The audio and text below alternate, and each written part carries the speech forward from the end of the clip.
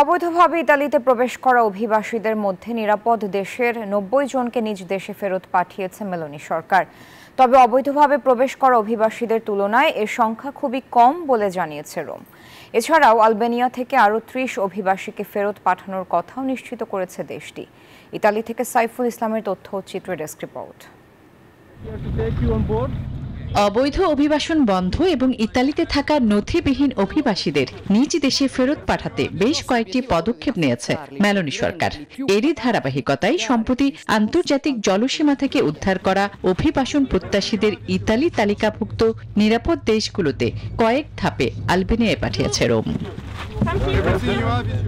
সেখান থেকে পর্যায়ক্রমে আইন অনুযায়ী ৩০ অভিবাসীকে নিজ দেশে ফেরত পাঠায় প্রশাসন।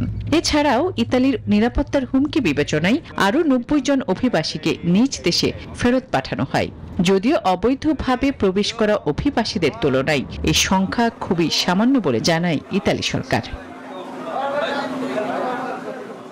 তবে অভিবাসীদের ইচ্ছার বিরুদ্ধে নিজ দেশে ফেরত পাঠানোর এই পদক্ষেপের সমালোচনা করেছে ইতালির বিরোধী দল সহ ইইউ এর অনেক মানবাধিকার সংগঠন। এটা পুরোপুরি সরকারের একটা কৌশল। মেলোনি সরকারের উচিত দেশে অভিবাসীদের বৈধভাবে প্রবেশের সুযোগ বাড়ানোর জন্য প্রয়োজনীয় পদক্ষেপ জোরদার করা, যাতে তারা সমাজের সাথে মিলেমিশে চলতে পারে। অবৈধ অভিবাসন প্রতিরোধ ও দ্রুত দেশে ফেরত পাঠাতে সম্প্রতি আলবেনিয়া ডিক্রিকে আইনে রূপান্তর করে ইতালির পার্লামেন্ট। Desk report, news 24।